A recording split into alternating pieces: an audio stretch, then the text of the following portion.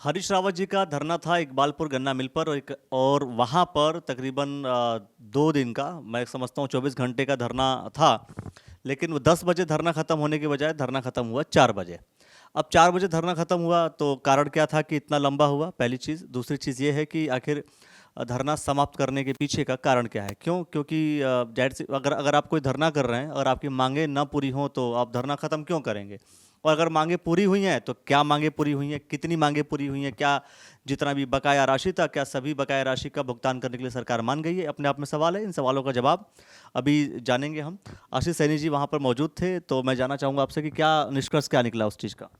देखिए, पूरे बकाया भुगतान के मुकाबले पे अभी 2017-2018 के सत्र में और 2018-2019 इस सत्र का जो बकाया था टोटल 108 करोड़ रुपए है। उस एक में 2 करोड़ 48 लाख रुपए की एक अमाउंट और 20 करोड़ की एक अमाउंट शासन द्वारा अभी 2 दिन के अंदर ही प्रक्रिया को निपटाते हुए की जा रही है, यानी इमीडिएट की गई है। मैं एक सवाल कर रहा हूँ, चूंकि ये जो चीज़ें हैं, कई बार इसका जिक्र होता है कि भाई आश्वासन कई बार मिले, आश्वासन कई बार मिले, कई बार मिले। ये भी क्योंकि 2 दिन में भुगतान करने की बात कर रहे हैं, हो सकता है और डिले कर दें और लंबा कर दें फिर। देखिए, प्रशासन और शासन पर हमें कम से कम इतना विश्वास रखना पड़ता है कि वो अगर 2 दिन के अंदर इमीडिएट भुगतान की बात कर रहे हैं तो वो करेंगे। और क्योंकि मुख्यमंत्री जी इसमें स्वयं इन्वॉल्व रहे हैं, उन्होंने हरीश रावत जी से स्वयं बात की है और अपनी सारी बात को स्पष्ट रूप से रखा है। और शेष जो भुगतान है उसके लिए शीघ्र ही एक उच्च स्तरीय बैठक, जिसमें कांग्रेस के नेता के रूप में हरीश रावत जी, हमारे सभी सम्मानित विधायक और कुछ और प्रमुख नेता किसान भी मौजूद होंगे, तो वो वहाँ पे रहेंगे। पहली चीज़ तो ये है कि ये दबाव बहुत लंबे समय से बनाया जा रहा था, लेकिन आश्वासन लगातार दिए जा रहे थे। हमें 2 दिन तक धरने को इसलिए कंटिन्यू करना पड़ा कि आश्वासन ठोस नहीं थे। हम बिना ठोस आश्वासन के उठने वाले नहीं थे, तो ठोस आश्वासन मिला। लगभग 22.5 करोड़ का भुगतान हुआ है और शेष के लिए मुख्यमंत्री जी ने बैठक बुलाने का निर्णय लिया है। शेष को लेकर के तो कई बार मैं समझता हूँ कि वो जो भूमि अधिग्रहण के से जो पैसा आएगा, कुछ ज़मीनें बेची जाएंगी, उसके थ्रू आएगा। तो बस यही होना है इसका मतलब। रेलवे के अधिग्रहण से जो धन आना है, उसको लगभग बताया गया कि 68 करोड़ रुपए का भुगतान है, तो वो पूर्व भुगतान में से किया जाएगा। वो कैसे करना है, उसकी क्या टेक्निकलिटी और लीगलिटी है, वो चीज़ शासन प्रशासन द्वारा, मुख्यमंत्री जी द्वारा देखी जाएगी। दूसरा, जो उससे आगे का जो भुगतान है उसको कैसे किया जाएगा, इसके संबंध में भी एक राय बनेगी। जिला प्रशासन द्वारा निश्चित रूप से इसमें बहुत अधिक लापरवाही और अनदेखी की गई है और हमारा तो कांग्रेस का स्पष्ट आरोप था कि जिला प्रशासन सरकार के दबाव में उद्योगपति के पक्ष में और किसानों का गला घोटने के लिए तैयार बैठी थी।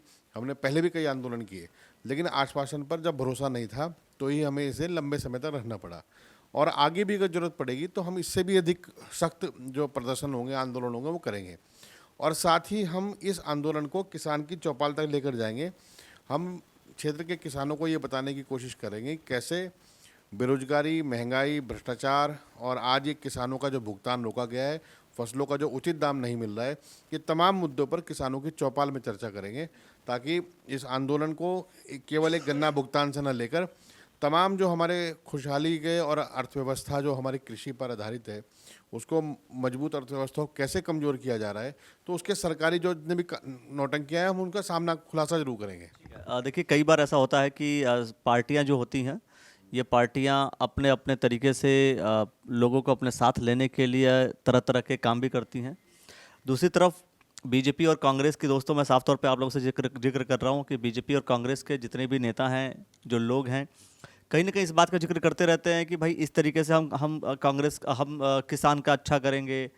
बीजेपी के लोग कहते हैं हम इस तरीके से किसान का अच्छा करेंगे, भला करेंगे। लेकिन बहुत समय से लगातार किसानों के हित में क्या चीज़ें हुई हैं, क्या चीज़ें नहीं हुई हैं, ये आप सोचिए और वो कमेंट सेक्शन में अपनी प्रतिक्रिया जरूर दीजिए कि क्या वास्तव में आपके लिए या किसानों के लिए, खासतौर पर अगर मैं बात करूँ, चूंकि पूरा मुद्दा जो है वो किसानों के लिए चल रहा है, तो किसानों के हित में कौन सी सरकार है, ये जानना जरूरी है। और अगर आप जानते हैं तो वो कमेंट सेक्शन में अपनी प्रतिक्रिया जरूर दीजिए। तो आपने जो समय दिया इसके लिए बहुत बहुत धन्यवाद। धन्यवाद आपका और आपके दर्शकों का। और मैं निश्चित रूप से आपका इस चैनल का भी धन्यवाद दूंगा कि आपने जनहित के मुद्दों को उठाने के लिए आगे बढ़कर सहयोग किया है। इसके लिए किसान हो, चाहे बेरोजगार हो, चाहे कोई भी हो, सब आपके आभारी रहेंगे। धन्यवाद। बहुत बहुत शुक्रिया सर।